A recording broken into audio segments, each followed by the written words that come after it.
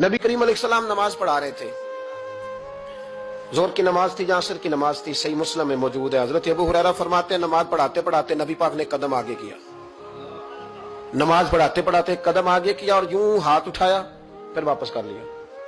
अब नमाज पढ़ के ना तो सलाम फेरा तो सहाबा अर्ज करने लगे या रसूल अल्लाह सल्लल्लाहु अलैहि वसल्लम, वो नमाज में पैर भी आगे किया तो हाथ भी उठाया, तो वजह क्या थी? पहला सवाल तो यह है कि आप लोग नमाज पढ़ रहे थे या हुजूर को देख रहे थे?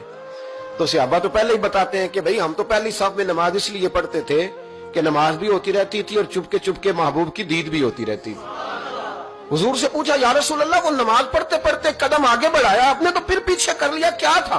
और हाथ उठाया तो फिर आपने नीचे कर लिया। तो नबी करीम फरमाने लगे नमाज पढ़ाते पढ़ाते जब मैंने कहा ना समी अल्लाहु लिमन हमीदा, अचानक मेरी नजर उठी तो जन्नत में चली गई। नजर उठी तो जन्नत में, तेरे लिए 2-4 कदम अर्श बरी है। तो महबूब फरमाते हैं जब मेरी ऊपर नजर गई ना तो मैंने देखा कि अंगूरों का एक खोशा लटक रहा है जन्नत में। तो मैंने हाथ बढ़ाया कि तोड़ लूं।